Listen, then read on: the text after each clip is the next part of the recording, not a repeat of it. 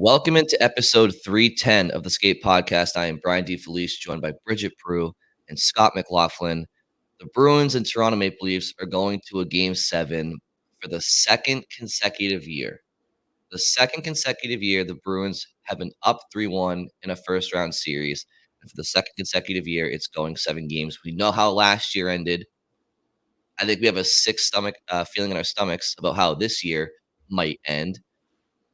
This will be maybe a therapy session, not so much for us, but maybe for our listeners who don't have the podcast right now to vent about it. So we will try to get to all of your thoughts and don't worry, we'll get to everything we think. So Bridget and Scott, how are you guys feeling after yet again the Bruins putting themselves in a corner and kind of a laughing stock at this point if things go the way that they might?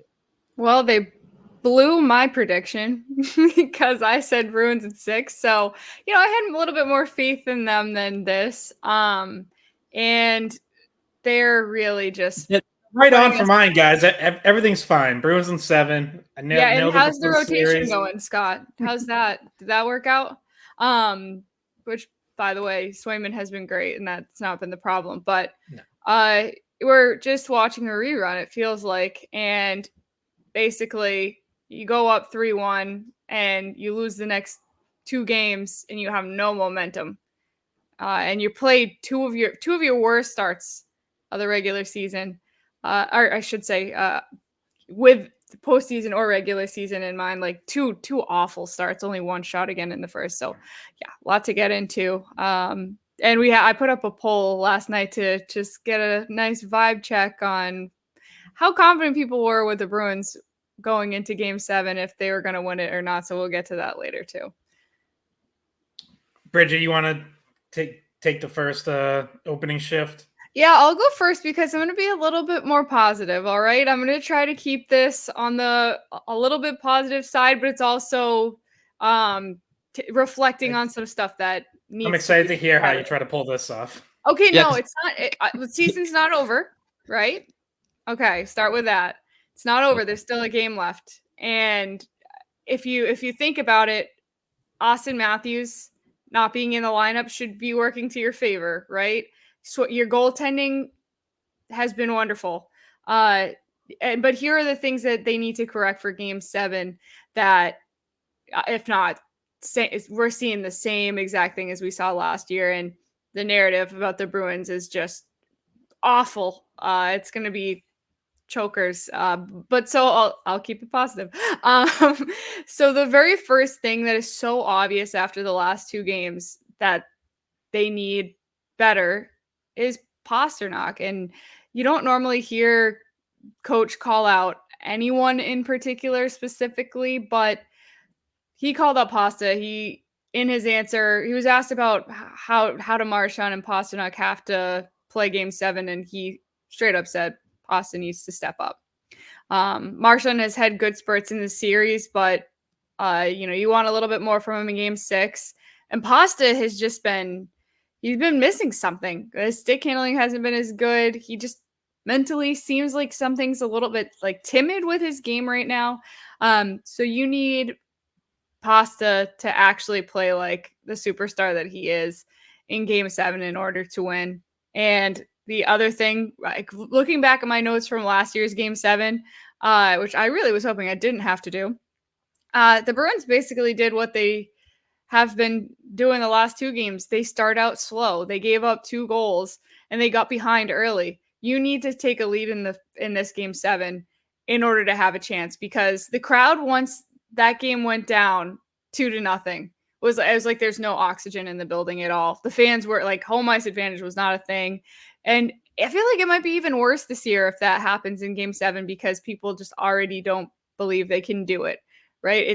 It's a situation that the fans went into Game 5 with such enthusiasm, great atmosphere, and there's an easy way to lose them in Game 7. Yeah, that atmosphere last year, and Bridge, I know you were there as well. Like it's hard to describe what nervous energy feels like, but like that's what that crowd felt like. It was like everyone was just sitting on pins and needles, waiting for either something to go well so they could really get into it, or for something to go poorly and take them out of it. And last year, as you said, like it went poorly. They got off to a bad start.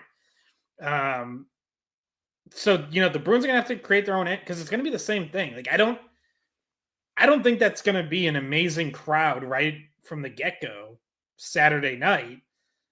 I think it's gonna be a lot of people like waiting to see like, oh my God, are they really gonna do this again? And it's gonna be on the Bruins to bring their own energy and to wake the crowd up and get them into it. And that sort of ties into my opening shift, which is about the core of this team and just what their legacy is going to be. Like we hear all about Bruins culture and all about the leadership of this team. And Jeremy Swayman keeps talking about how special of a group it is after every game, including Thursday night again, which, hey, good for him. Like someone's got to try to find some positivity here. But if you do this again, if for the second year in a row, you blow a 3-1 series lead, your culture, your legacy, all of that is that you're the team that blows leads. And you are already developing that reputation because Joel Edmondson, Maple Leafs defenseman, told you that. He said it publicly after morning skate Thursday. He was asked, did you guys talk about the Bruins blowing a 3-1 lead last year? He said it was the first thing they brought up once they went down 3-1. First thing they brought up was that, the Bruins did this before, and it's something that could give us some positive feelings and some momentum. That's how your opponent views you. They told themselves that you were a team that they could come back against. And you're proving them right. The Bruins are proving them right. So they haven't lost this series yet. They have one last chance to save their season, save their reputation. Look, if they win, obviously we're all going to be saying it never should have gotten to that point. But at least you won. Like you're moving on. And at the end of the day, like that is all that matters. So here you go. Like here's one last game to avoid, just an absolute disaster of a collapse for a second year in a row, and to avoid making the wrong kind of history, which Brian, I believe, ties into your opening shift. Yeah, and look, I love the Boston Bruins. I've been watching them since I can remember, and in an obsessive type of way when I was younger. I never missed a game, and I've watched all of the Bruins teams in my lifetime, and I think it's time to have a bigger conversation, a more macro conversation regarding this Bruins team. And yes, it ties into the current day Bruins, but it also it's we're celebrating the 100th year of the franchise, right? So in a year where we're celebrating their history, I think it is appropriate to kind of take a step back and let's just look at the last 20 years, because there are very real reasons why Bruins fans, myself included, are very, very trepidatious and skeptical that they will win tomorrow night in Game 7. Because if you look at the last 20 years alone, okay, of course, we all know in 2011, the Bruins won the Stanley Cup. And that Stanley Cup run also came with some big scares early on where they could have lost in the first round in overtime. But they didn't, and they won. So hats off to them. But the Bruins have had so many heartbreaks in the last 20 years. They have given up a 3-1 series lead and lost in the last 20 years already 3 times. 2004 versus the Canadiens, 2010 versus the Flyers, which we know was a 3-0 series lead, 23 versus the Panthers, and this year, if they lose in Game 7 to the Maple Leafs, that will be 4 times in 20 years that this team has lost a series when being up at least 3-1. And as Scott just mentioned, it hasn't happened yet, and they have a chance to put water on that narrative a little bit. But right now, this is why it's tough to see them potentially winning, because there's a history here, no matter who the coach is, who the players are. This culture Scott talks about, that's blue-collar work ethic, that has always been true. But if there's also a culture of losing and choking. And obviously, there's a lot of playoff series in those 20 years with heartbreak that I didn't mention because they weren't 3-1 series leads, but they also blew a series to the Hurricanes in 2009 that they should have won. They were Cup favorites. We know about 2013 against the Blackhawks and how that ended. 2012 with the Capitals, possible cup hangover, whatever. But 14, you lose on home ice in Game 7 to the Canadiens. And then you lose 3 games on home ice to the Senators in 17. You lose a couple games to the Lightning in 18.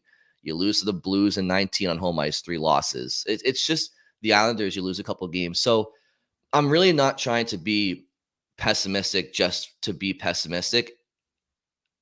I don't want to come on here and talk about this. I wanted the Bruins to finish the job in Game 5. But you know what? They didn't want to finish the job in Game 5. Their effort was abysmal. And they put themselves in this position where they had to go back up to Toronto, where Toronto's going to come out, as much as the Bruins say, we're going to rectify our wrong in Game 5 and we're going to come out flying. So is Toronto. And their crowd's going to be buzzing. And is anybody really surprised that we're going to Game 7? And here we are, and the Bruins will be gripping their sticks really tight. And guys, the last part of this, not to ramble on too long here, but it is pretty kismet, right? Like right now, the Toronto Maple Leafs are the laughingstock of the NHL because for 20 years they've won 1 playoff series with the crowd and the culture that they have, and they're chokers, right? They always underachieve. They can't even get past the first round, including against the Bruins. If they come back against the Bruins and win Game 7 on Garden ice, for the Bruins to blow back-to-back 3-1 series lead, that will be an official passing of the torch of league supremacy as the new chokers of the league from the Maple Leafs to the Bruins. It's embarrassing. Not one NHL, MLB, or NBA team has ever given up a 3-1 series lead and lost back-to-back years.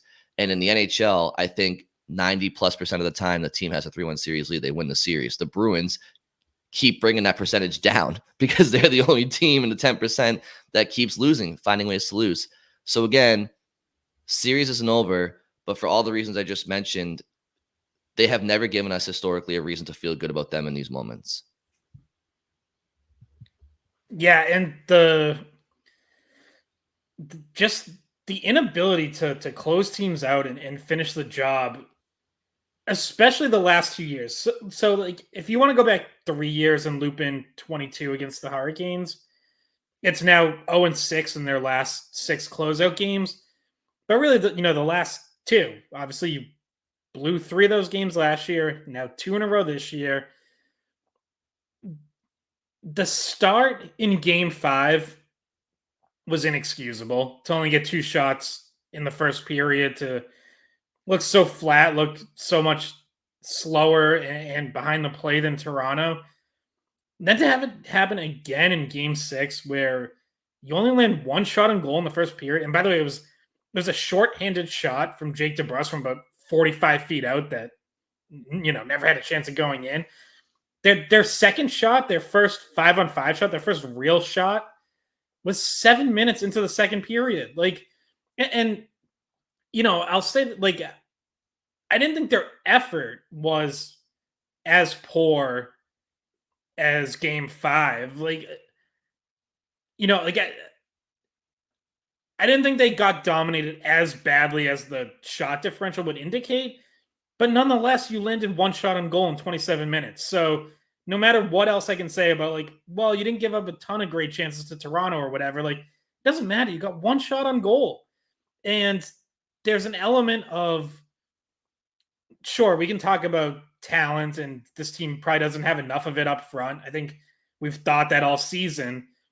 But at some level, it's also just effort, it's execution, it's their inability to make plays under pressure. And I'm talking about, pressure of the moment, the bigger picture pressure of that game and that situation that they keep coming up short in. Also, the literal pressure on the ice of the Leafs being on top of them and them not being able to execute. And that's something that was a problem last year too. And it's just baffling.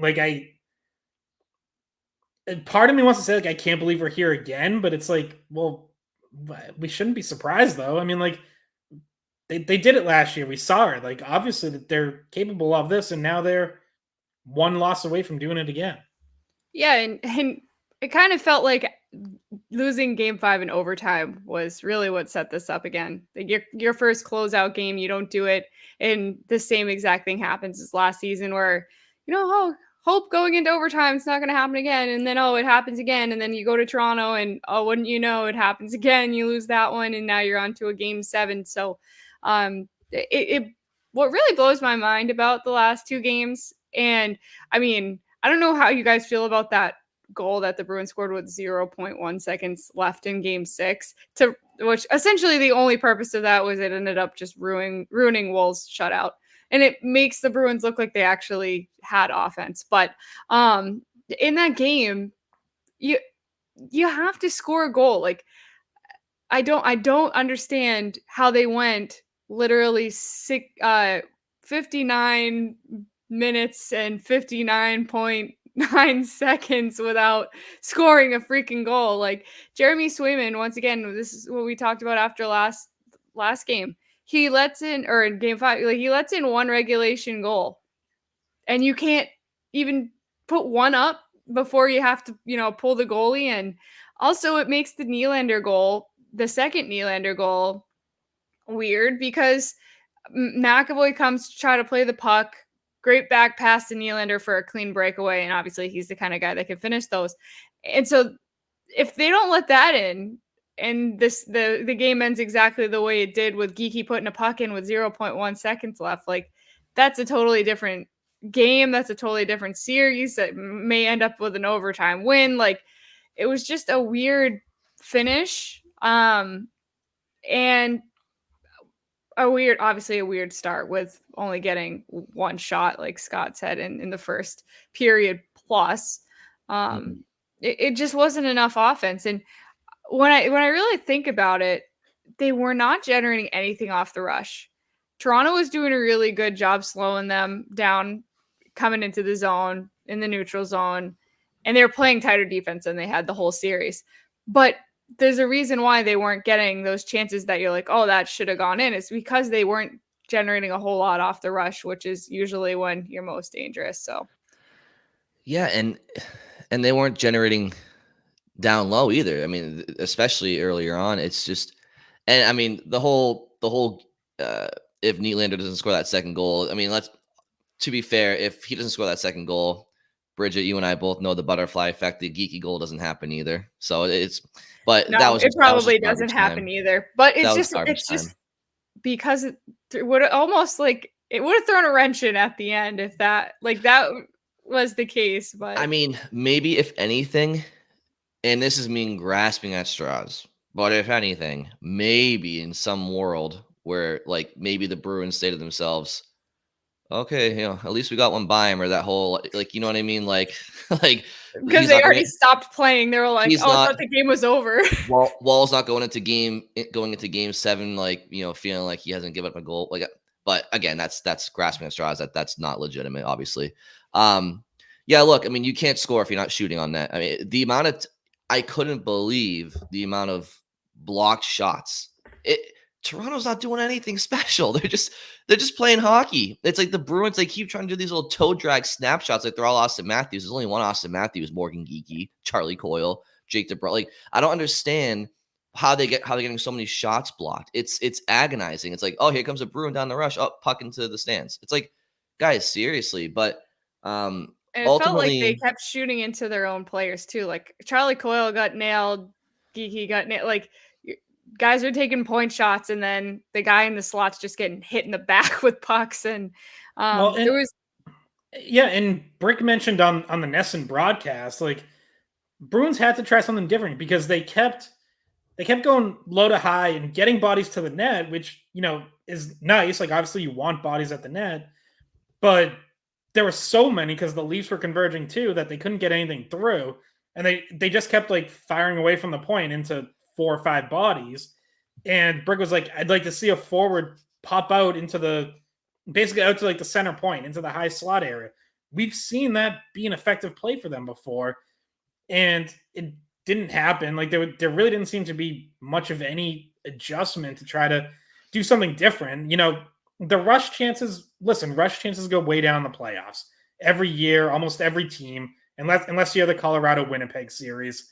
But everyone else, like, yeah, things get jammed up. The ice, everything gets slowed down. It's harder to do. The Leafs, this was another good stat Nesson had. Of the teams in the playoffs, they are dumping it in on the rush second most. The team that's been dumping it in the most off the rush is the Florida Panthers. Like, I don't know, it kind of tells you something about the recipe for this time of year. Like, yeah, you're not going to make a whole lot of great plays off the rush. So you gotta be a good forechecking team, and you gotta get it off the cycle. And the Bruins, tried to like reconfigure their offensive strategy this season to have more of that. And at times they did. Like, they got more offense off rebounds and deflections this season than they did last year. So to an extent it worked, but yeah, you got to change the strategy when you're going 2 shots on goal in the first period of one game, one in game 6. But like, even just beyond the X's and O's, like, it's so much just like an effort thing. Like, it's just showing up. And look, here's another agonizing point about game 5 and game 6 is that Toronto is beating you without Austin Matthews. So while the Bruins do have a lack of talent on paper, especially up front, which we've been talking about all year, that argument kind of goes away a little bit more when Austin Matthews isn't in the lineup, because you can argue that Marner and Nylander cancel out Marchand and Pastrnak, and then maybe the Leafs have a couple more guys, but not really. I mean, once Matthews goes out of the lineup, it's pretty fair. I think what you're seeing here, guys, is that this is what the Bruins offense looks like, quite frankly, when the guy who is responsible for creating 45% of your team's offense in David Pastrnak or around there is nowhere to be found. It's this when the guy who has been your MVP doesn't score. This is what the Bruins have been all year. I mean, let's call it the way that it is. They played Moneyball with this roster, and David Pastrnak led them offensively, aided by Brad Marchand, who was a little bit less than a point per game, I think, on the year. So this is kind of who they are.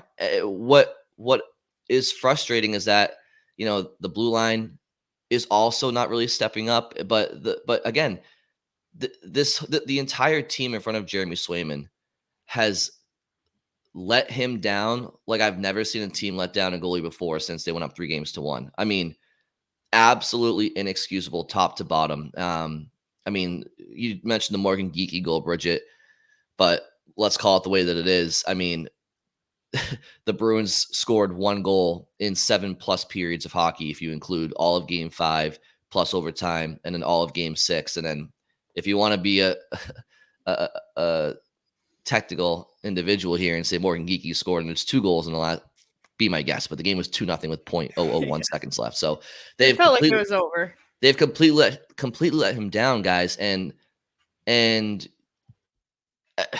don't know, when I watch this Bruins offense, like, how much can you really expect out of certain players like Morgan Geekie and Boquist and Beecher and Brad's? Like, it's Pastrnak. It has to be Pastrnak, and your top players have to perform this time of year. Like Jim Montgomery said, and he said Pasta has to step up, and he does. Why is he playing this poorly? That's what we should probably discuss. Where's Pavel Zacha? Why are they playing soft as shit? I don't understand it. Seriously, I don't get it. Yeah, well, here's the thing too. Like, even just comparing last playoff series against Florida to this series, Pasta had 5 goals in that series against the Panthers. He's got 2 here. And the crazy thing is, last night I'm watching the game and I'm thinking to myself, you used to get the feeling that Pasta has the puck on his stick, then you have the best chance to score. But I'm watching that game last night, and I'm like, okay, good. DeBrusk has it. Okay, good. Like, Frederick has it. Like, there was different times where I felt more confident with their ability to maintain possession and carry the puck and get a shot off that, like, at least had a chance of going in. That's not really how you normally feel. It's normally like, okay, Marchand or Pasta has it. This something's going to happen. Like, you perk up and you think this could end in a goal. And I felt more like that was happening when I saw DeBrusk with it yesterday. And when I saw like Frederick, even sometimes like the fourth line, seem to be generating better chances. So it's the same confidence level. You don't necessarily have it. I know Marchand in a few games this series has done that for the Bruins. I'm talking specifically yesterday. He ran into some of the similar problems as Pastrnak. I have to imagine that at least Marchand has the ability to elevate himself back for an elimination game. That's just his personality. You hope Pastrnak can do it too. It's just one of the more baffling things about this series is we're sitting here talking about this, and unfortunately feeds into some other people's narratives about Pastrnak in the playoffs. Well, yeah, but we can call them narratives, and we've obviously been critical of people who have ripped Pastrnak in the past, but he's doing it to himself right now. Like, it was like an unfounded narrative, and now it's more of a like, okay, here's evidence. Well, look, obviously he's had times where he's gone a little quiet in the playoffs, but what's always bothered me about that narrative is when those people also ignore the many occasions when he stepped up in the playoffs. But this series, you can say whatever you want about him. Like, every narrative's true right now. He's not getting the job done. And it's not just him these last two games.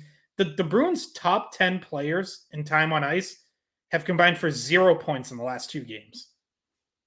Like, I mean, what are we doing? And, again, like, yes, obviously you start with Pastrnak because he's the guy. He's the superstar.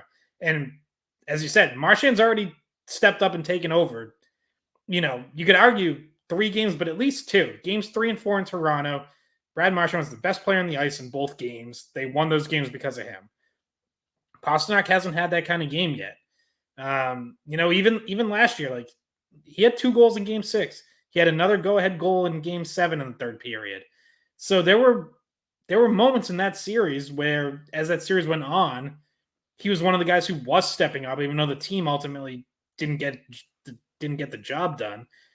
Well, it hasn't happened yet in this series, so it has to in Game 7. But yeah, it's other guys beyond that. Charlie Coyle and Pavel Zacha each have 2 points in the series. Neither one of them scored a goal. Pavel Zacha still has 0 goals in 18 career playoff games. Like, I think it's becoming pretty clear that that's not good enough as your 1-2 centers. You got by in the regular season. Clearly this offseason, you're going to have to do something else to address that position. But, like, that's something we're going to have to discuss in the offseason. But for now, like, you still need them to be better than they've been. Whether you think either one of them is a true number 1 center or not, they're both capable of being better than they have been.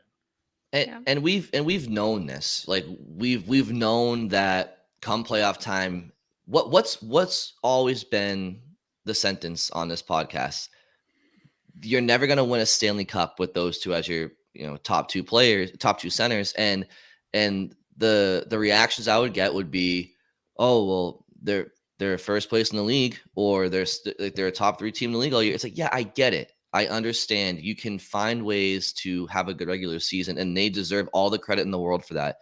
It's a different game. It's a different level of play. You need stardom to come through, right? Because Pastrnak's a star. So you don't just need stars. You need stars, and then they have to come through.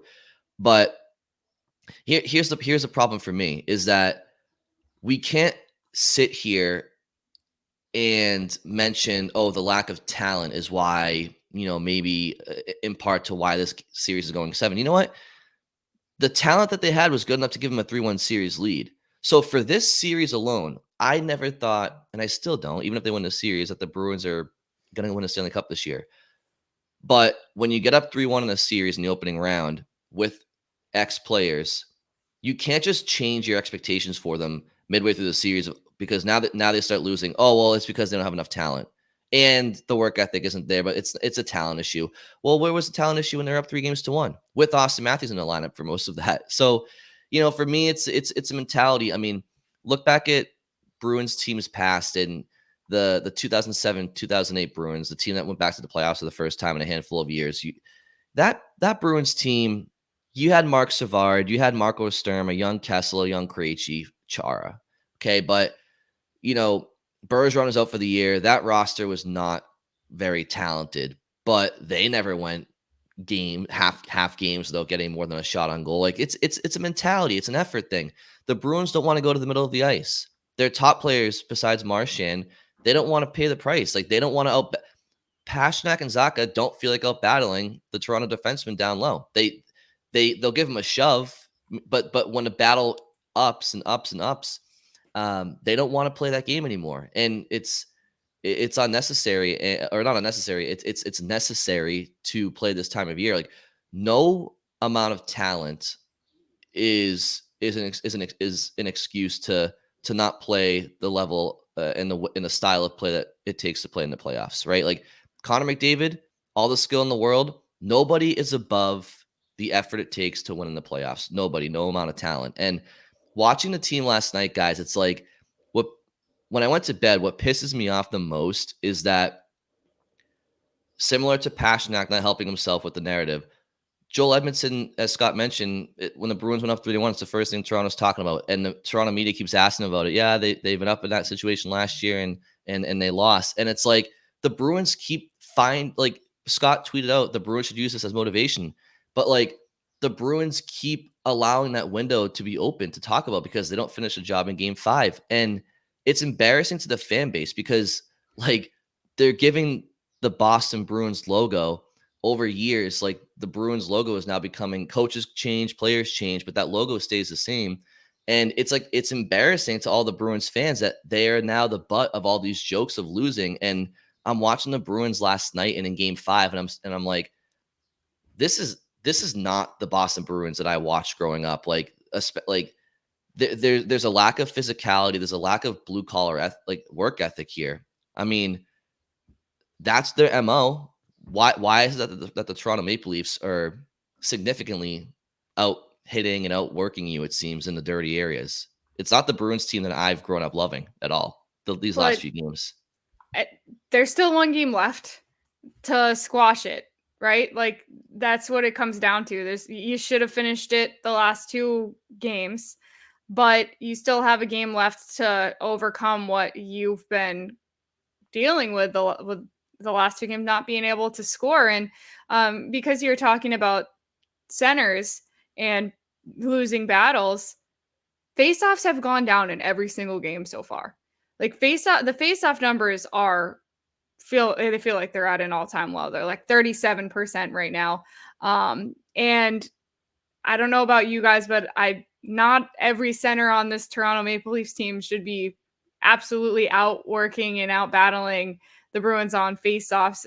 Like it's not even that they're winning it. Charlie Coyle or Zacha isn't, strong enough. No, it also has to do with the battles that happen to try to win the puck. Like once, someone scrapes it off the dot, there's a fight for who gets the puck next, and they're not winning those battles right now. That's why the faceoff percentage is as low as it is. And obviously, you're not afraid to ice the puck when you're like, oh, don't worry, we're gonna ice it.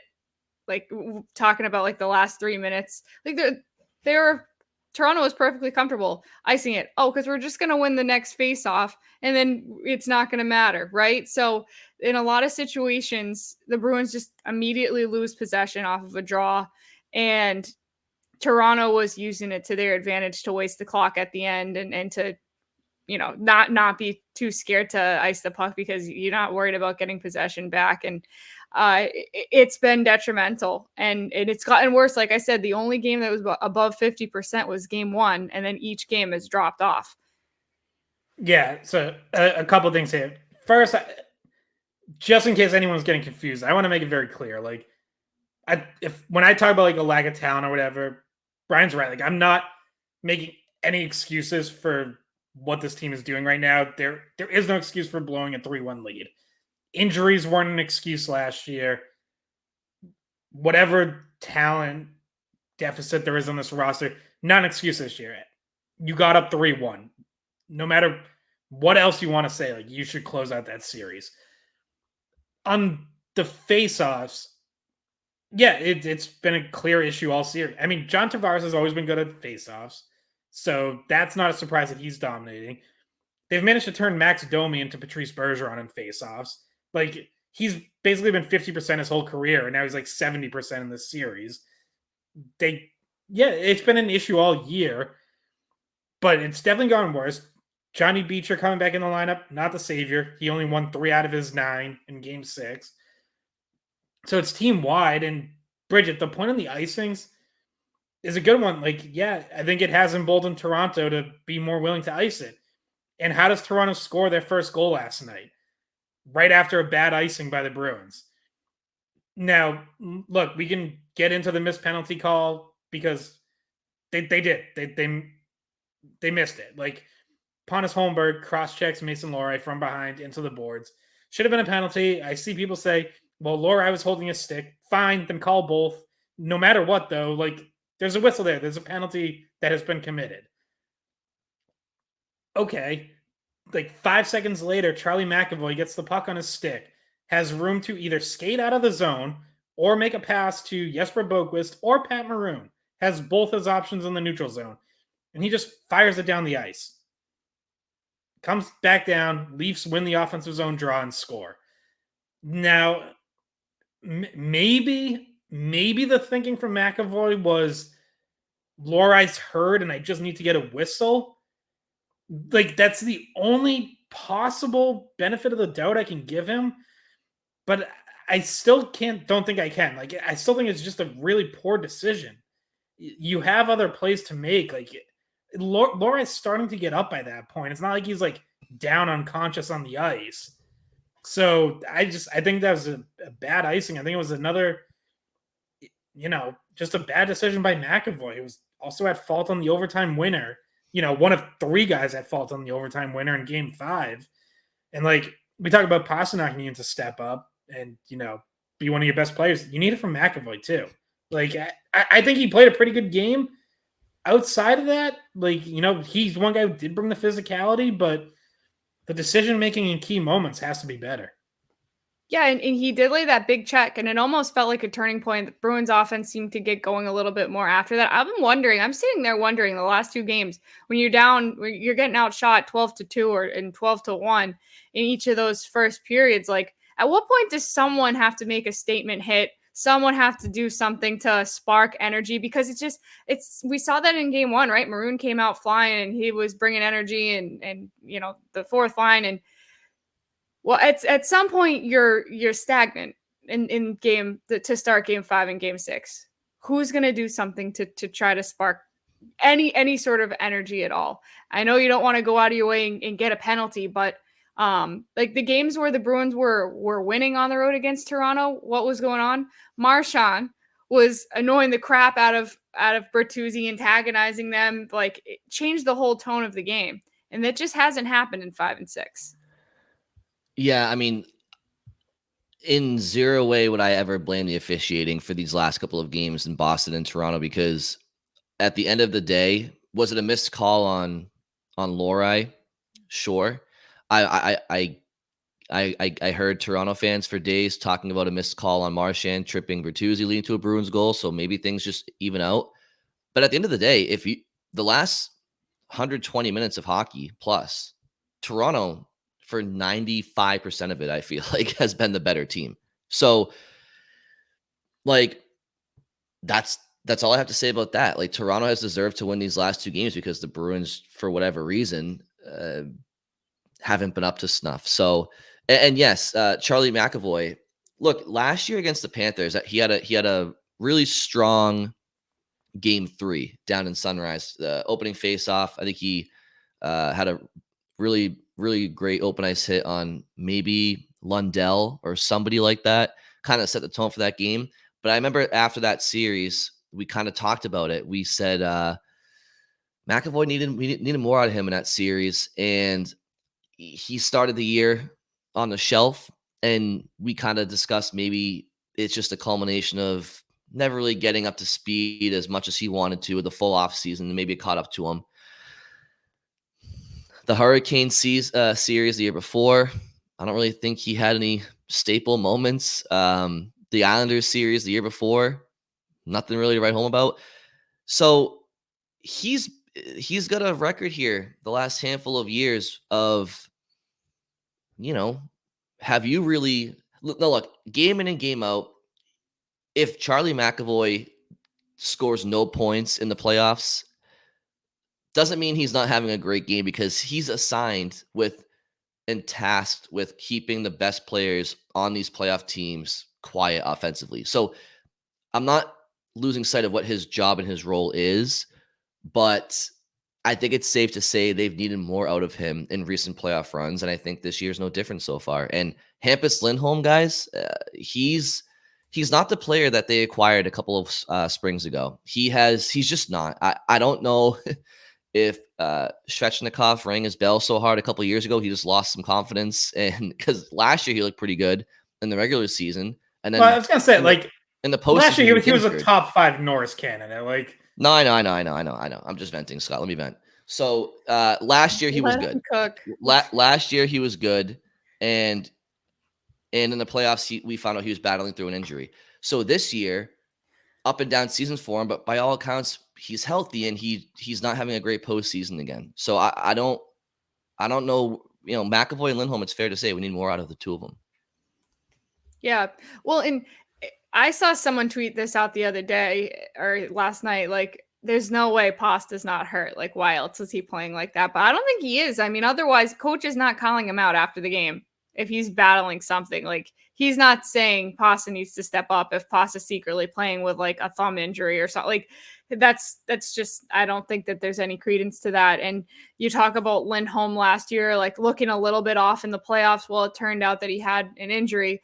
I will say I'm not as critical of Lindholm as you are, just based on what I see. He still makes a lot of good plays. He fell a lot this series. I don't really know what that is. Like, he's lost his balance quite a bit.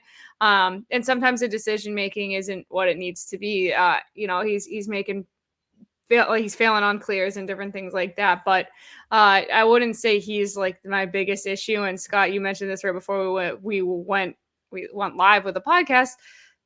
Really defensively, like the finger pointing needs to be more on the offense for the inability to close out the series at this point. You can't just not score. Like, you can't do what they've been doing and expect to have success. Even when you have a goalie that's playing as well as Swayman, it doesn't mean anything. They're kind of just wasting those performances by Swayman, some of the best of his career, by not being able to score. And I think that that's the main issue. I did want to put this out there just because I said this before the podcast, but Carlo has been playing incredible. I think Carlo is saving goals in multiple different times in this series. And I think you could put him in the group of people along with Jeremy Swayman that you're not looking in their direction when you're trying to figure out what's going on, because he's doing everything he needs to do. He's clearing pucks in front of his goalie. He's making the right clears. He looks comfortable and confident. There's been a lot of guys this series, in the last 2 games in particular, in the losses, that they get the puck and they kind of seem scared and they don't know what to do with it. Well, when Carlo has it, he's not making decisions like that. You feel the comfortability that he has, which is an improvement for him, because he wasn't always like that. And he's been doing what he has to do. And I think that that's one of the other reasons why the Bruins haven't given up a lot of goals, but they haven't scored a lot of goals. And that's been the issue.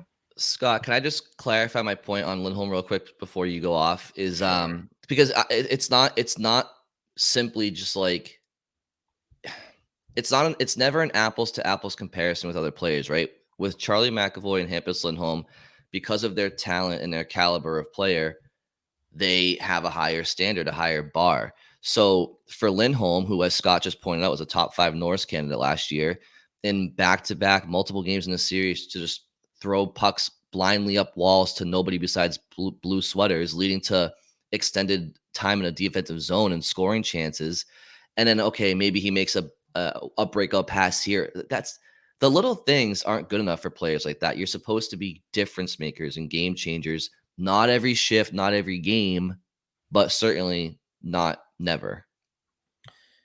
Yeah, and Bridget's right that like the offense was the bigger concern, but it all ties together. It's a 5-man game, and the Bruins, part of the reason they're not getting enough going offensively is they're not getting out of their zone cleanly, and their defensemen aren't getting involved offensively. And so that's all part of it.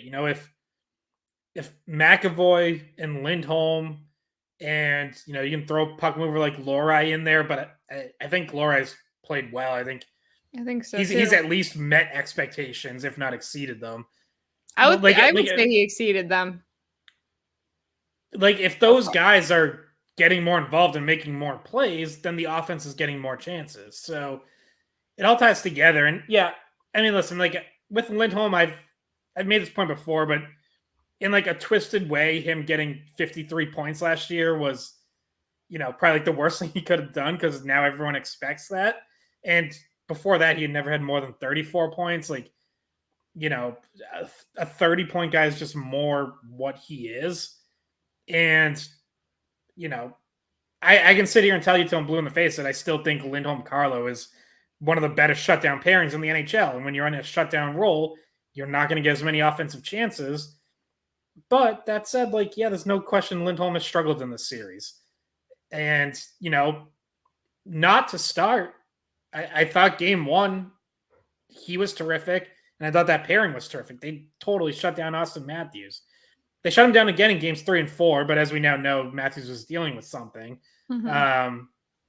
But yeah, some of the, like, just 2 years, Lindholm's kind of one of these guys that we've seen it now 2 years in a row where it's like, it does just look like the pressure gets to him. Like, pucks jumping over his stick, bad passes. He had one shift last night where first the puck like hopped over his stick, or he just whiffed on it behind the net, which is like, that's kind of just a lack of focus, or just not being strong enough on your stick.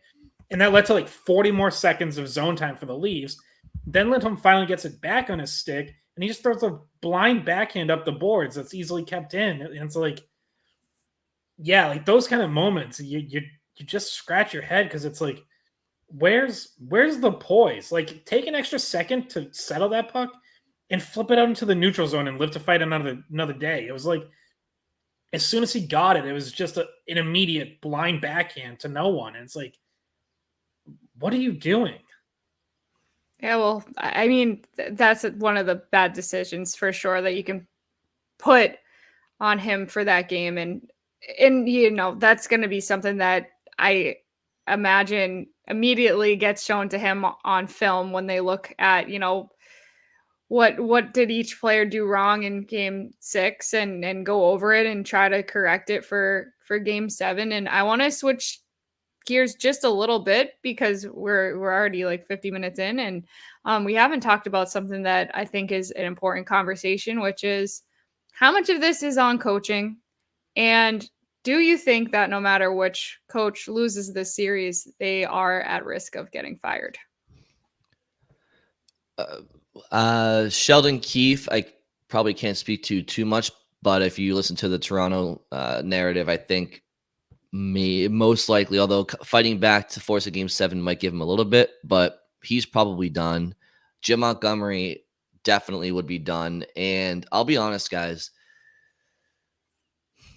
his decision-making, his personnel choices, especially after wins, is one thing. And it's totally fair to second guess, and it's in question. And I'll be there. I'll be right there doing it as well.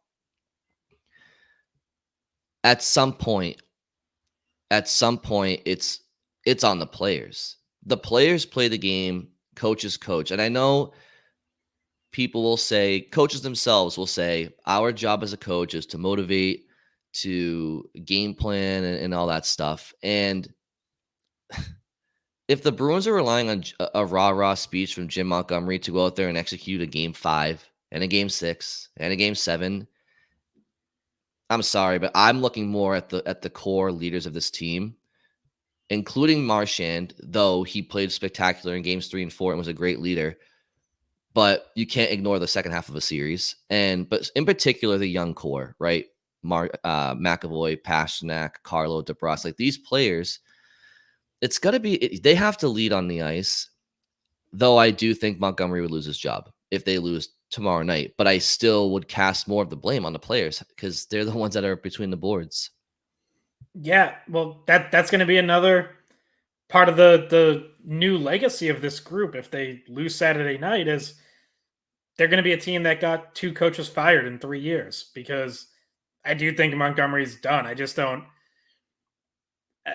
it's extremely difficult for any coach to survive back-to-back years of blowing a 3-1 lead in the first round. Like, as we said, no one's ever done it in the history of North American pro sports. So I can't really imagine Montgomery surviving that. Yes, I do think it's more in the players, but I don't think he's helped. Like, do I think they lost Game 5 solely because he put in Grzelcyk for Shattenkirk and Brazo for Beecher? No, of course not. But it is just such a questionable move. Like, you have a lineup that just won 2 games in a row on the road in the playoffs. Like, what are you changing it for? Why are you forcing guys in?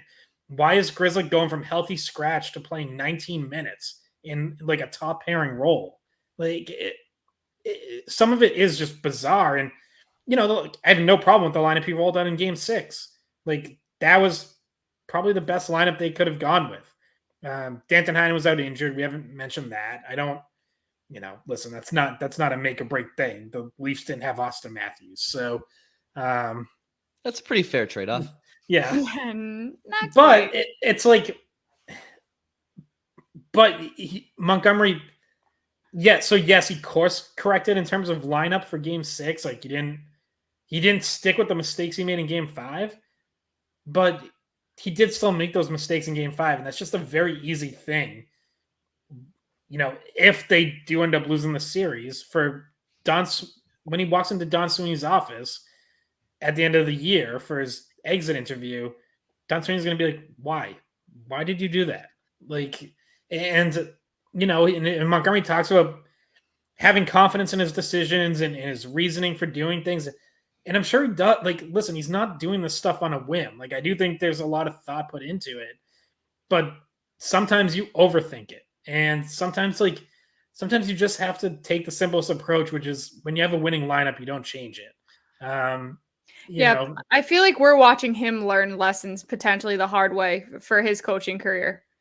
Do you feel that? Like, we've watched him. Well, is he learning them though? Because he did the same thing last year. I think he did change the way that he approached this series after last season, at least a little bit. Like, you saw how many lineup changes he made last year. Hasn't been quite as many this season, and you saw him learn from the goalie thing. Like, you saw him change his approach during the regular season to try to have different philosophy transitioning and different things like that. But it's not going to be good enough if this is another loss in Game 7.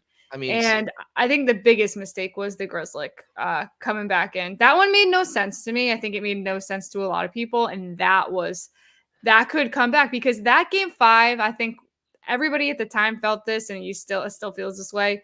That was really the game that that was the best chance you had to win the series, was Game 5. Like, you had them completely on the ropes. Yeah. They were dysfunctional internally, and then you give them life. And that decision to put Grzelcyk in that game felt like it did affect the outcome. And what you guys are saying is not wrong, right? And I question the moves as well. But Bridget, you just nailed it. Toronto is bickering on the bench. You got the circus media show up there questioning every time they sneeze, and they come back to Boston without their best player. That's not even a joke, by the way. That's not even a joke. Oh, no. Like, with the illness, that like, right? Did Matthews sneeze? What does he have? Who knows? You come back to Boston down 3-1 without your best player. Again, Scott McLaughlin could have been on the third D pair to start that game. If I'm Jim Montgomery, I'm dumbfounded at the fact, because the lineup decisions are one thing, but again, as a team, how do you not come out on your toes and blitz that Maple Leafs team and send them packing into the summer? Because I'm telling you guys right now, Toronto didn't play a great Game 5. They played a competent Game 5. The Bruins were just asleep at the wheel all game. So Jim Montgomery, you can see it right now. He doesn't know what to do. He doesn't know what to do because he just watched his players they're choking. And it's not because they're working their ass off and they're just finding ways to lose. The effort was not there in game 5, as we know. And after game 6, we see him do something he's never done, which is a play out of the Bruce Cassidy playbook, which is calling up players to the media. And also, Bruce Cassidy didn't call up players to the media all the time. It was once in a blue moon, and it was deserved.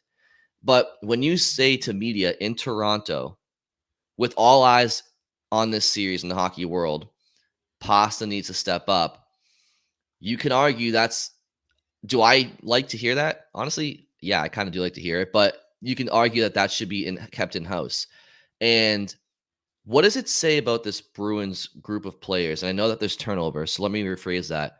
This core group of Bruins players, that Bruce Cassidy gets fired because he's too hard on them sometimes. And then you bring in the most lovable, player-friendly coach, and within 2 seasons, he's now turning into Bruce Cassidy, and he's on the verge of being fired if they lose. To me, it's like, okay, so now you've had 2 polar opposite types of coaches, and both might not be long for Boston. And what does that say about the players? Yeah, well, so I do think there's still a distinct difference in the approach, because I think what bothered people and what bothered players a lot with Bruce Cassidy was, at times it felt like he would call out all the fringe guys on the roster and not call out the stars. Like, now again, not that the Bruins stars like often deserve to be called out, but he would call out a DeBrusque or a Grizzlick or a Carlo or whoever else I'm forgetting here. But by and large, like, you wouldn't hear it about a Bergeron or Marchand or Pastrnak. And I actually think what Montgomery's doing, a couple things. One, it's a desperate move from a desperate coach who I think has tried playing every other card he has in his deck and clearly hasn't been able to get through to this team for 2 years in a row on how to close out a series. So this is one he hasn't played yet, is call out a star. Call out the star. So now he's going to try that. And listen, if that lights a fire, like, Pastrnak might go off no matter what.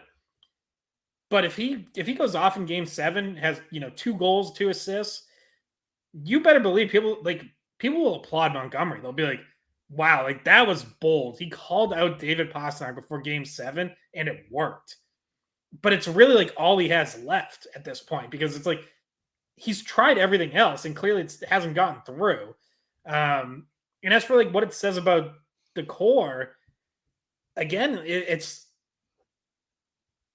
says that they need a coach to essentially try everything, like, because they're not responding to plan A, plan B. There's obviously bigger issues there than just what the coach's message is or what the coach's game plan is. Like, it's on them for not being able to bring it out of themselves.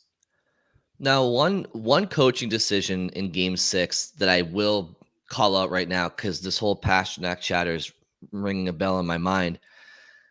As I said earlier, the Bruins are the reason that the Bruins have lost these last 2 games, not officiating. But a fact of the matter is, the Bruins had gone 9. The Bruins, dating back to game 4, with 10 minutes left in the game when Nylander held DeBrusque, the Bruins had, including that one, the Bruins had 2 power plays in like 90 plus minutes of play. And so, and that's not me blaming officiating. That's just me factually stating what's happening out there, is that the Bruins haven't been getting a lot of power plays. And I think you could sit there and say miss calls. I'll say earn your calls. So, that's where I go with that. But the Bruins do get a power play eventually in game 6. I think it was in the second period, towards the end, maybe. And Monty puts out Morgan Geekie over David Pastrnak. How do you get your first power play in over like 60 minutes of hockey, and Pastrnak doesn't get out there until there's 40 seconds left of the power play, and it's in a breakout situation? It's like, I get you broke up the 2 units and it's paid dividends, but if you're going to start with one of those 2 units, maybe start with the Pastrnak unit. it's fair to second guess because the power plays are few and far between right now.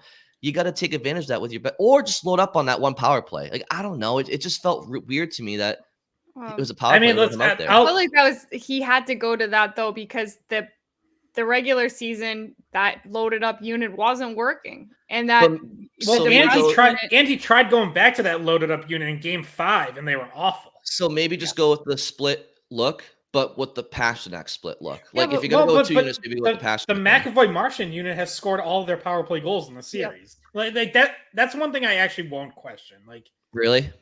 Yeah, I don't think so either. Now the power play didn't look good in Game 6. They didn't get any shots from either unit on that power play, but I actually didn't mind that. So I can't criticize. I can respect it. I just and what you say is a good point. It's that unit that has been more successful, but when you haven't had a power play in what seems like a full game, to not have a 60 goal scorer out there, it's just like, I don't know.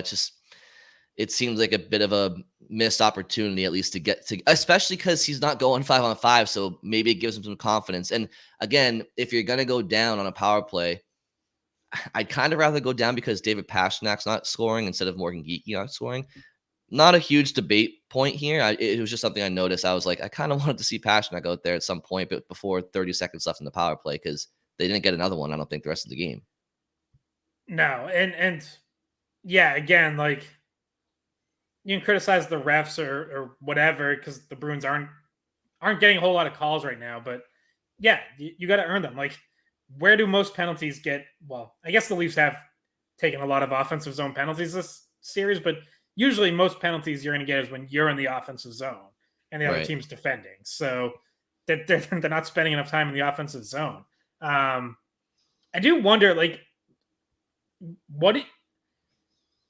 this is almost secondary because, again, how the Bruins bring the energy and just show up is like the most important thing. But while we're here, like, do you guys make any lineup changes for Game 7? Because there were a couple made in game. So I had mentioned, I tweeted this out before the game, that I wondered if you would consider Geekie centering Pastrnak and moving Zaga to the wing. And eventually Montgomery did do that in the third period.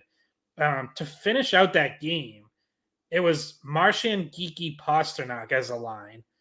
And then it was either DeBrusk, Coyle, Zaga, or I saw DeBrusk, Coyle, Frederick shift in there.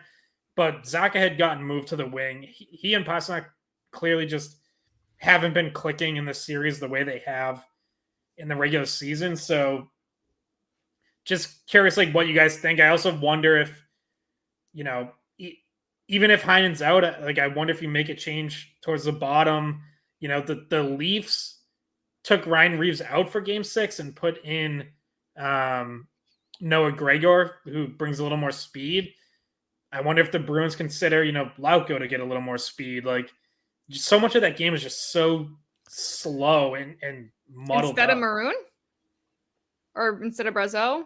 I would have probably one of those two. I would probably keep Maroon's or experience. JVR. You take JVR. True. I mean, I would put Lauko in the lineup just because the biggest reason we take him out of the lineup is because he's not an optimal bottom six scorer. He's been out of the lineup for a couple of games here, and the Bruins haven't scored. So I don't think there's any more risk of that happening. What I do think he brings is what the Bruins haven't had in the last couple of games, which is energy, fight, and an effort. So I would go with Lauko in the bottom six for sure. I'd have to think about how to configure those lines, but Bridget, maybe you have an idea for some lines. I would put him in for Brazeau.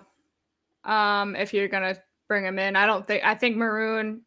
What Maroon brought in Game 1, he needs to do again in Game 7.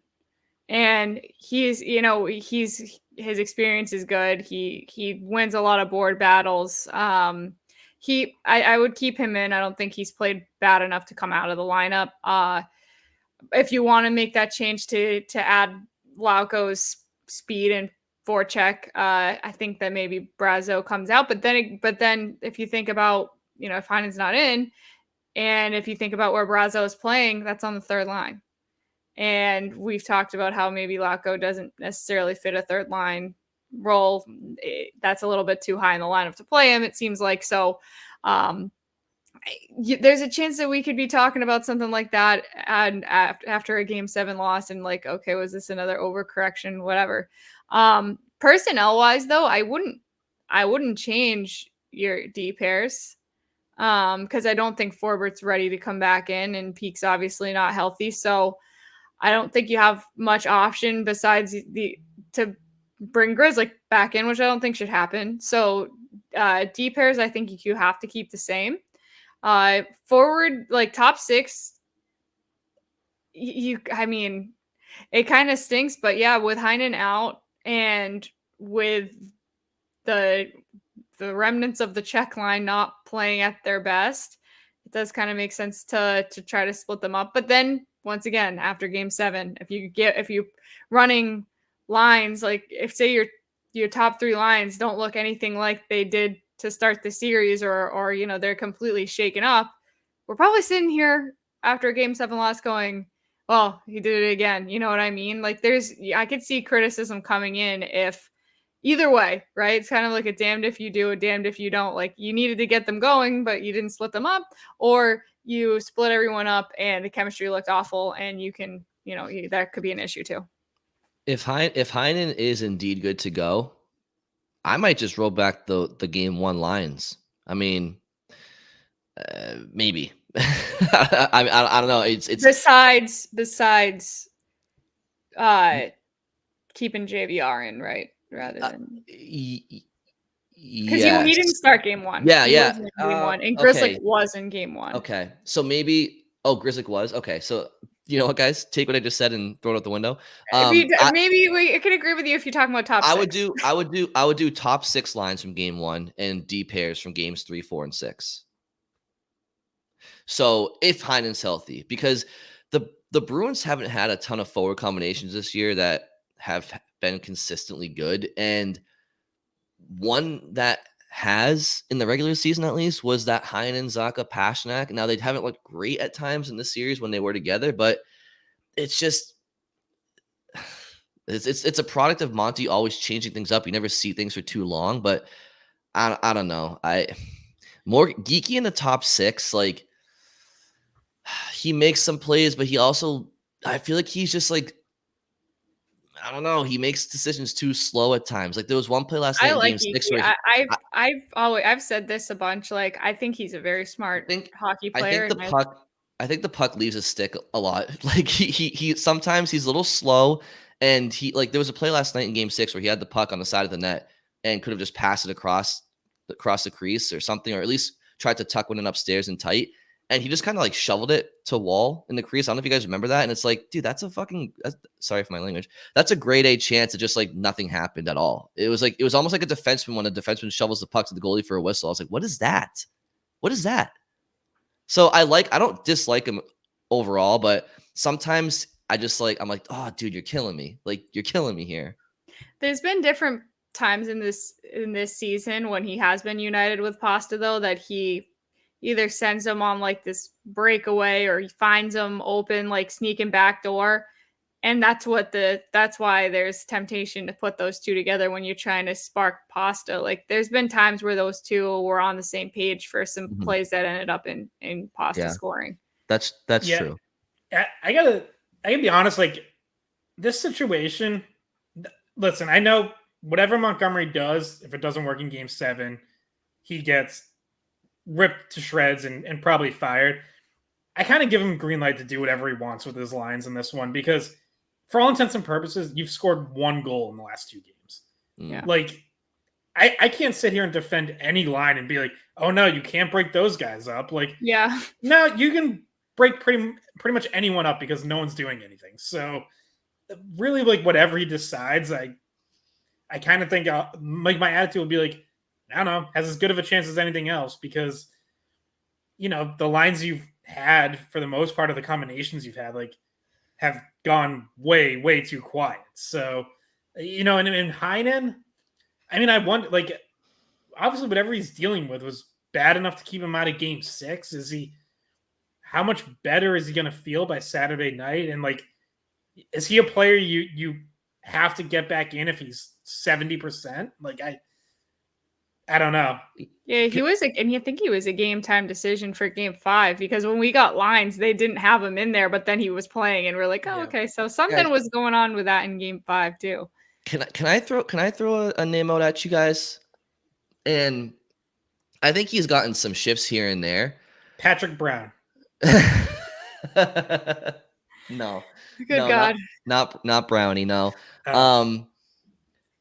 What about elevating a guy who I think has at times been better than most forwards in the Bruins in the series, which is Trent Frederick? Like, I know we like him in that third line role, but in the spirit of what Scott's saying, which is it's one game to move on, like try anything. Like, I don't know. I feel like he's been good with the puck beneath the goal line. He's protecting pucks. Like, could you see him with Pastrnak and Zacha? Like, or like why did Geeky and Heinen get these elevated roles to the top 6, but never Frederick? Because I you can argue he's, I don't know, I'll throw it to you guys. I would consider that maybe. I think Frederick thinks the game differently than Pastrnak, and I think Geeky thinks it more similarly. So there's like better chemistry off the bat for that. But Frederick does protect the puck really well. And he's playing with confidence. He's got 3 goals. He's, like I said, last game, I felt like I was more on the edge of my seat when DeBrusk and Frederick had the puck rather than Pasta, thinking that's where the offense might come from. So, but I don't know if I go as far as to put those two with each other because I just don't, we haven't seen a lot of it, and I don't know if Frederick is gonna be able to complement the skill set of Pasta the same way that someone like Geeky does. Yeah, I mean, you could also put him with Coyle. Like, obviously, they've There's had a lot more of chemistry in the past. They haven't played as much this year, but that could be an option. Yeah, I don't, just like, I'm just going to throw, here's my random lines that don't think is what they're going to do, but who cares? Marsha and Geeky Pastrnak. They finished the game together, put them together, let Marsha and Pastrnak try to get each other going. DeBrusk, Coyle, Frederick. Move Zach, create a new check line on your third line. Zacha, Lauko, Van Riemsdyk can join them on the left. And then the fourth line stays Beecher, Boquist, Maroon. I like it. You just move Zacha. Okay. Well, you know what though? You say that, Bridget, and I get it. I do. But Zacha's not playing like a top 6 guy, and maybe it gets him better. Maybe it gets him better matchups, and it just helps, balance out your lineup a little bit more. Him and Pastrnak have been. Look, they had one nice connection at the end of the game 2 first period, but I mean, both of Pasternak's goals came in lightning flash circumstances. They weren't after like great, shifts or anything or dominating presence out there. It was, so Scott, I don't think they would do it because why would they do things that sometimes make sense? But I kind of like that idea of those lines actually. Yeah, I do. Coach McLaughlin. I was going to say, someone called Don Sweeney. Tell him that doesn't have to wait till after Game 7 to fire Monty. I'm ready to step in now. Oh, Jesus. But by the way, I do want to put this out there real quick about the Montgomery conversation. I don't think it's 100% sure thing that he gets fired if they lose Game 7. I don't think it's 100% certainty, to be honest with you.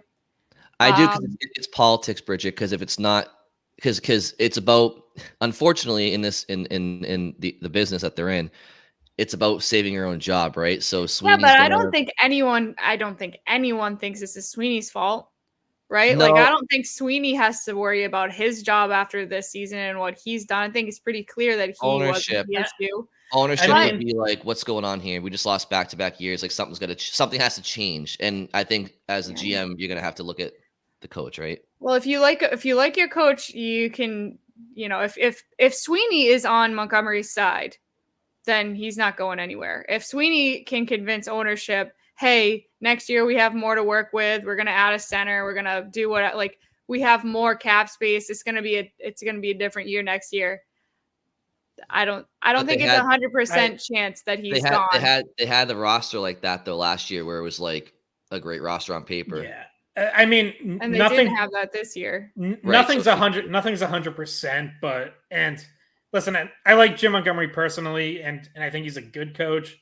But realistically, I just don't think any coach survives back-to-back years blowing a 3-1 lead. Like, I mean, it's just really hard for me to envision that. I will say, and I don't know if I said it here or elsewhere, but like last year, I understand why Monty was having a difficult time with the lineup last year, because you had all this talent, and then at the deadline you go out and you get Bertuzzi, Orlov, Hathaway, but Foligno and Hall are on IR. Then Foligno and Hall come back for the playoffs. Bergeron and Krejci go down, and then Bergeron, like there was so much talent, but never healthy at the same time. And if they were, it was like a game. Like I understand why Monty at times was like, what do I do with all this? But this year it's a different story because it's kind of quite the opposite.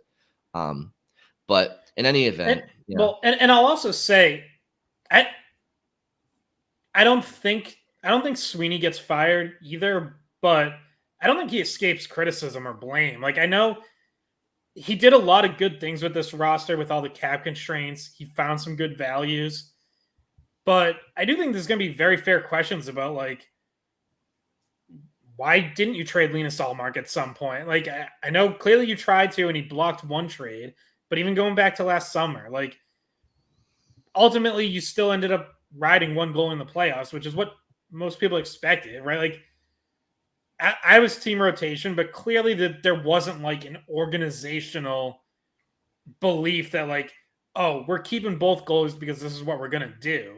No, like, clearly all along they thought they were still going to ride one guy in the end. So why did you have to keep?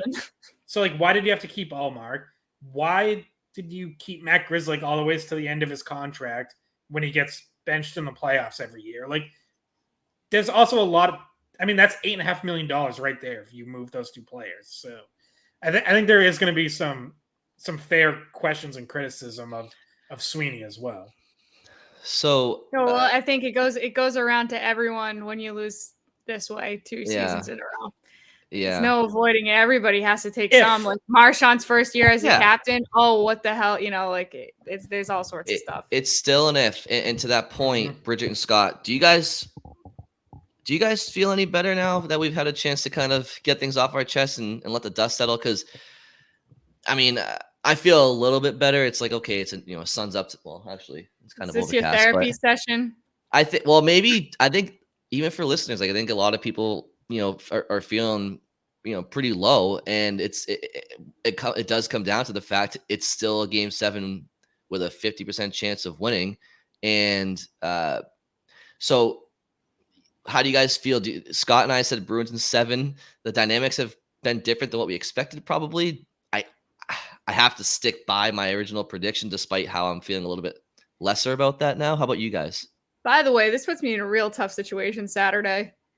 I have a broadcast for the PWHL Boston game, which, by the way, they need to win in order to make the playoffs. And then I'm going to just hightail it from Lowell to Boston. It's an 8:00 start, right?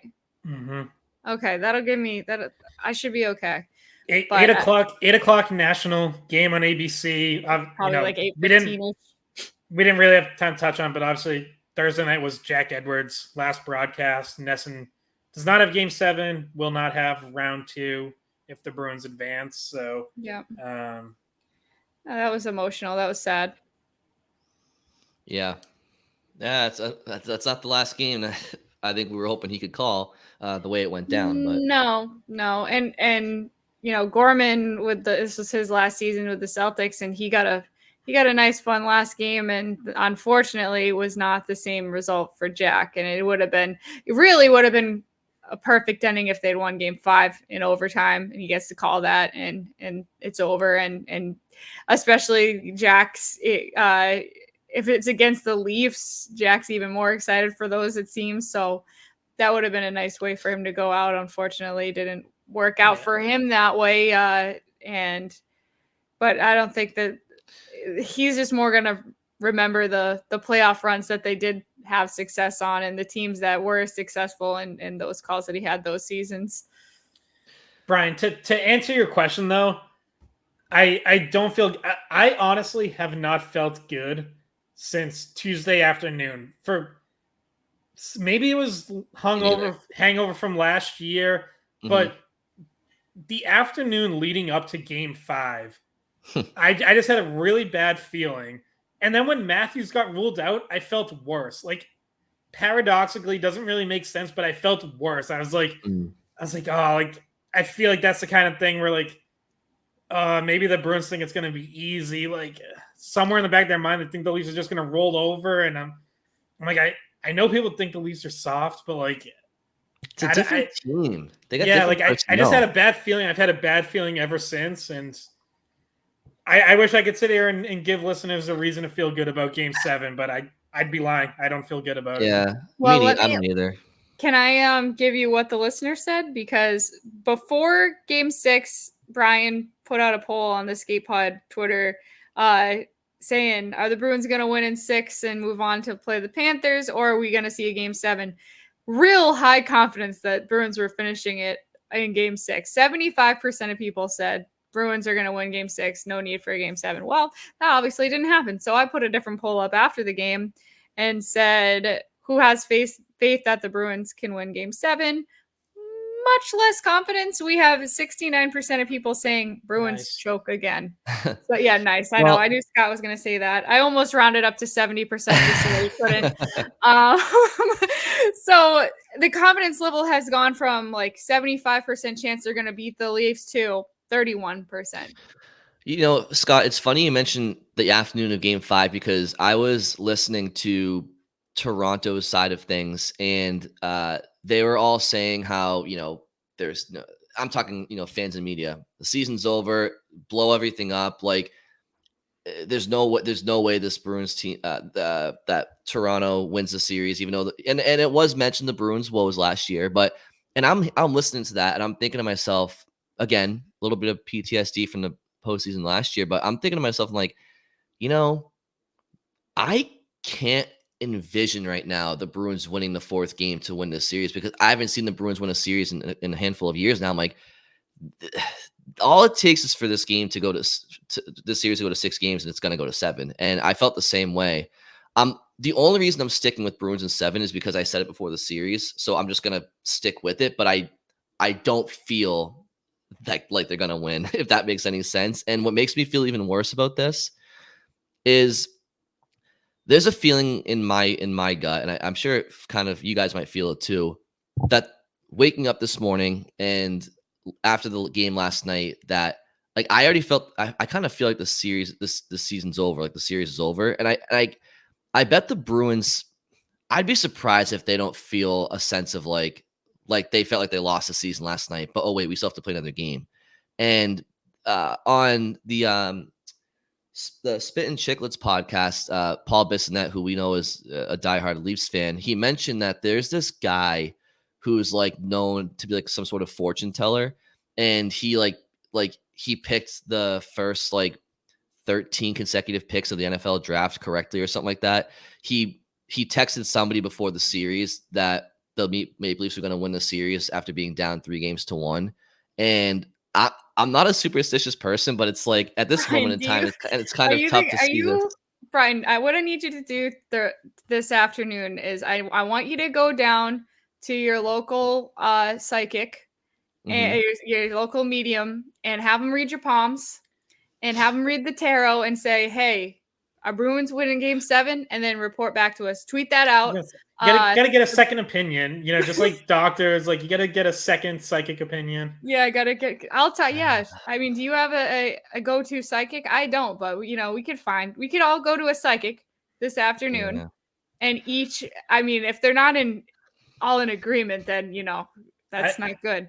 I've had my parents' dog Archie predict series before, but his record isn't very good. It popped up on my like Facebook memories a couple days ago that like you put down like 2 treats and piece of paper, you write down the team or whatever, and 22 he picked Bruins over Hurricanes and very wrong. So he's not the best psychic. So that was my go-to, but I can't really turn to him anymore. No, I just I feel like we've can't. seen I don't this. trust Melvin with that. Melvin, We- he's, We've he seen loves this. watching the games though. We've seen this story far too often. I saw somebody at the Garden, a friend of mine, between overtime and the third period of Game 5, and we were talking, and they're like, how do you think the game's gonna end tonight? And I was like, you want my honest opinion? They're like, yeah. I was like, it's gonna end with 17,000 people in their seats going, oh, because the Leafs are gonna win. It's just like they deserve to win that game. You just know it's going to overtime. They're gonna lose.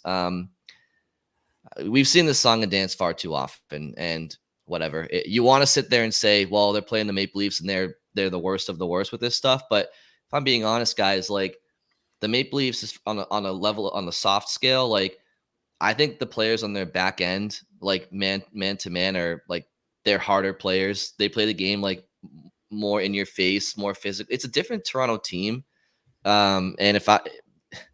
So I'm not too confident, but I'll stick with my pick because I picked it, but I'm not too confident. And Well, I guess we'll find out. Last thing I'll mention before we wrap up.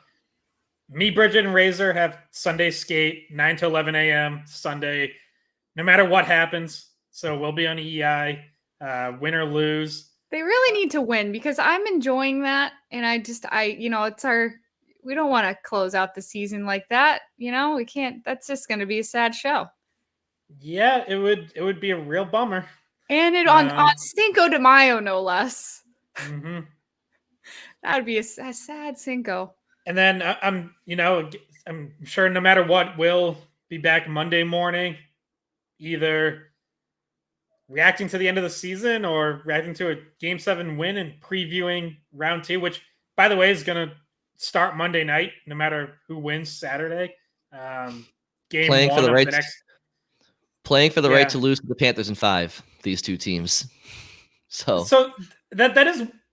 I know you're being like a little facetious. That is one last thing like I want to say is like, I know there's some people who are or will be like, well, whatever, they would have just gotten crushed by the Panthers anyways. And yes, the Panthers would be clear favorites on paper, but you just don't know. Like just get there and play the games. So, if you end up losing in 4 or 5 to the Panthers, then so what? Then you really just weren't there talent wise, but get there. Like, give yourselves a chance. Don't go down with another 3-1 blown series. Let us have a few more Sunday skates and a few more meaningful skate pods before the off season, please. Don't be the first team, Bruins, in North American professional sports, as Scott said, to blow 3-1 series lead back-to-back years. Don't be that statistic. Just don't be. Don't associate in your 100th season. Don't associate that logo with ultimate failure, all-time failure, and embarrassment. I mean, there should be a lot of pride in the line. You would think. Should have been there in Game 5 and 6, but we will see, guys. All right, hour and a half in. Hopefully everybody, feels a little bit better this morning. I don't know if we helped at all. I don't know if we really ended it on a high note. Well, help us end it on a high note. Don't no-show, pretty much back-to-back games, closeout games for the second consecutive year. I mean, they're doing it to themselves. The trash truck just got to my place, so they always come Friday morning. Well, so that's when we're recording. So people might be able to hear it. Yeah. Taking away the trash of these last 2 games. Oh, Jesus. Yes. Fresh start. Everything's smelling rosy for Saturday. Oh, I don't know. That's not usually what it smells like when they take the trash out, but sure. We had to get ahead of what could happen. Don't let it happen, right? We had to cover if they lose Game 7, but hopefully they win, and it's a close call, nothing more than that. So thank you all for listening. Enjoy Game 7, and we will talk to you on Monday. Hopefully. Hey guys, thanks for watching the Skate Podcast. If you want to see more of our videos, visit our playlist. Not in front of a screen? You can listen to us on Spotify, Apple Podcasts, or wherever you get your podcasts. Don't forget to follow us on social media. And if you enjoyed this video, please don't forget to give us a thumbs up, subscribe to our channel, and leave a comment.